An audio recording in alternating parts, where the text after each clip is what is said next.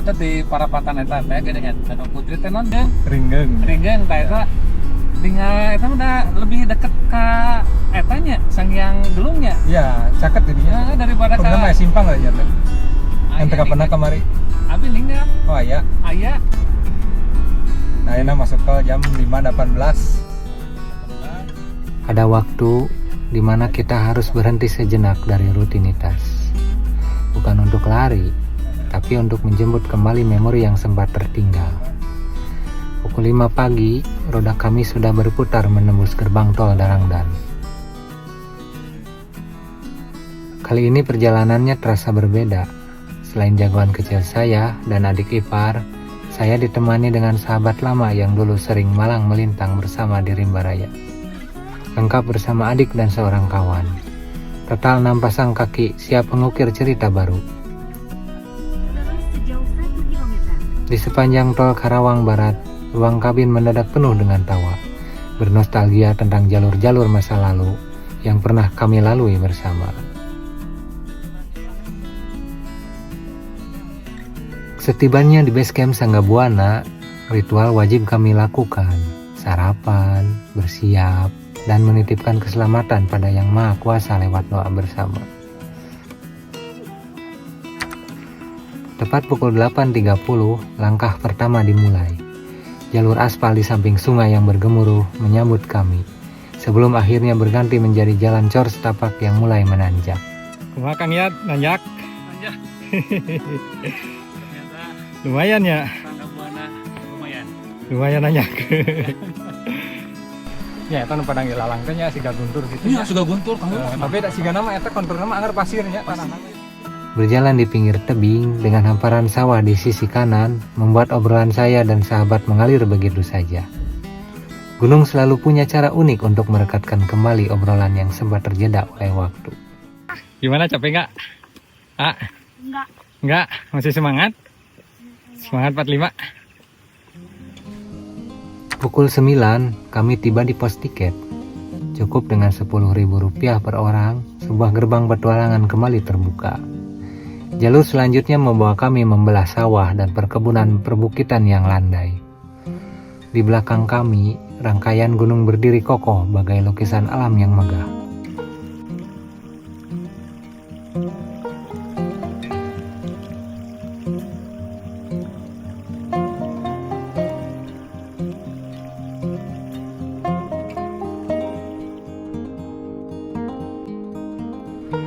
Tak terasa, pukul 9.40 kami menyentuh komplek Mak Paraji Sakti. Area yang unik dengan deretan rumah kayu, warung, dan petilasan. Bagi yang ingin menghemat energi, tempat ini sebenarnya bisa diakses menggunakan ojek wisata dengan tarif Rp50.000.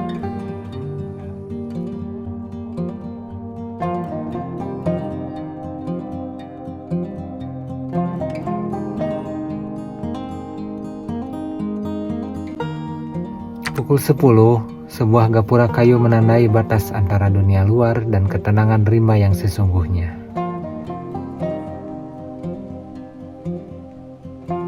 Sepuluh menit kemudian kami tiba di pos 1 Pancuran Kejayaan. Area campnya sangat luas, teduh di bawah kanopi hijau, lengkap dengan sungai jernih, warung, dan musola. Setelah istirahat 5 menit, kami mengambil jalur kanan. Sebuah sambutan hangat berupa tanjakan 2 jam. Kami menyeberang sungai dan langsung dihantam tanjakan yang cukup menguras napas. Melewati pos 2 Rasamala dan pos 3 Saninten yang vegetasinya rapat, kaki-kaki kami terus dipaksa mendaki di tengah lebatnya hutan. Di jalur ini, sapaan hangat dari sesama pendaki yang naik maupun turun menjadi penyuntik semangat yang instan. Perjuangan itu terbayar saat kami menyentuh pos 4 datar panjang pukul 11.50. Area datar luas yang mampu menampung belasan tenda. Tinggal satu pos lagi ya, Kang ya.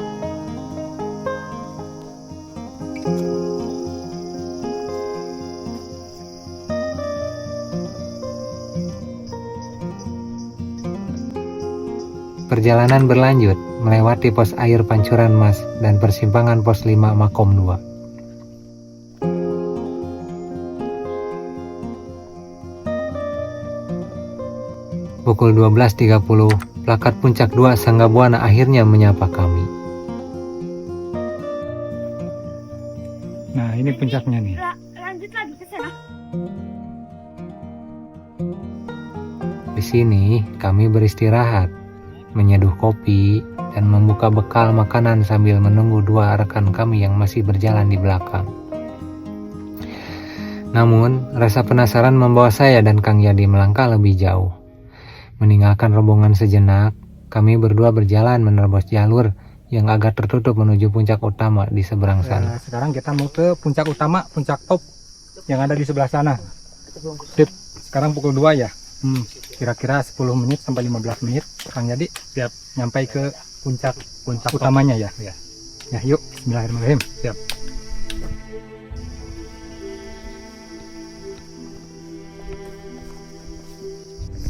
Nah, di sini ada simpangan nih menuju ke puncak utama ke kanan ya. Dan yang turun mungkin ini ke jalur yang lainnya. Nah, ini simpangannya. Nah, kita naik ya ke kanan. Hanya butuh waktu 12 menit menembus vegetasi sunyi. Kami akhirnya menyentuh titik tertinggi Sanggabuana. Sebuah tugu beton pembatas Kabupaten Purwakarta dan Bogor menjadi saksi bahwa ingatan masa lalu tentang puncak ini belum sepenuhnya pudar. Nah, kita dari puncak Sanggabuana yang banyak warung-warung. Alhamdulillah. Kita sampai di puncak utama. Ini ketinggian dari sini 1291 mdpl. Kita berada di puncak tertinggi Gunung Sanggabuana. Mantap. Mantap.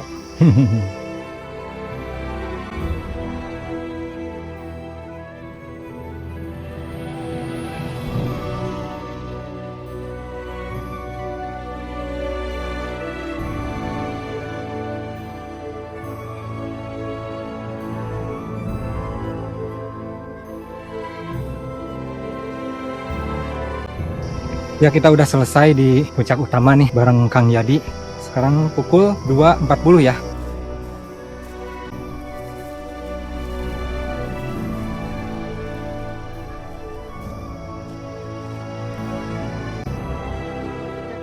Pukul 2.50 kita sampai di puncak yang tadi. Kembali ke puncak 2, kami memanfaatkan waktu untuk beribadah, mengabadikan foto bersama, dan menikmati Sanggabuana dari sudut pandang elak. Sanggabuana, mantap!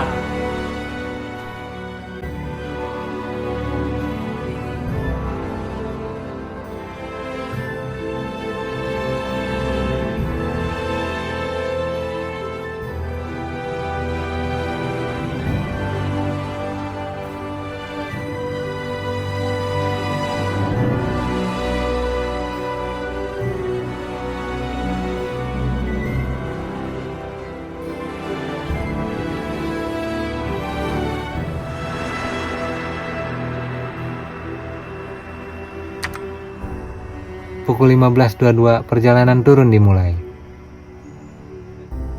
Sesuai rencana, di persimpangan pos 5, kami berbelok ke kanan mengambil jalur tanjakan Burahol.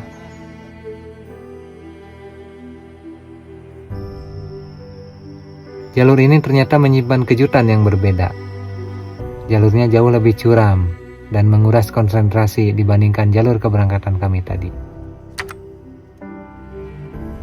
Melewati pos 5 Cangkuang hingga pos 2 Nangka, lutut kami benar-benar diuji oleh kemiringan tanahnya. Beruntung, alam menyungguhkan penawarnya. Di tengah jalur turun, kami menemukan aliran anak sungai yang airnya luar biasa jernih dan segar. Membasuh muka di sini rasanya seperti membasuh seluruh kelelahan yang ada.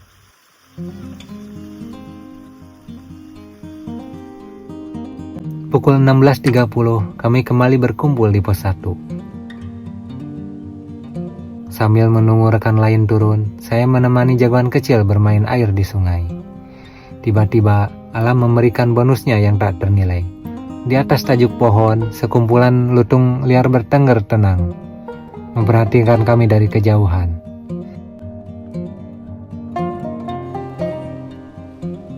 Pukul 16.55 kami melangkah pulang menyusuri sisa jalur.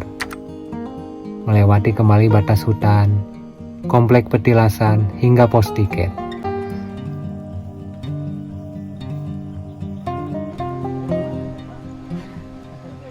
Di ujung perjalanan, turunan jalan cor miring di samping sungai yang jernih memaksa sisa-sisa tenaga kami keluar.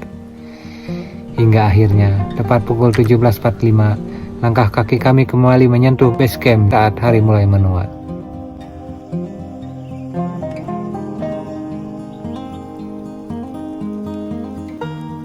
Gunung ini memang tidak terlalu tinggi, hanya 1.200 meter di atas permukaan laut. Namun, perjalanan dan elevasi 300 meter ini sukses menguras habis energi kami. Ada rasa lelah menjalar di setiap persendian. Tetapi momen melangkah bersama kawan lama dan melihat ketangguhan anak saya di jalur ini adalah sebuah hadiah yang tak akan pernah bisa tergantikan oleh apapun. Karena pada akhirnya, puncak hanyalah bonus. Perjalanan dengan siapa kita berbagilah yang menjadi tujuan utamanya. Sampai jumpa di petualangan selanjutnya.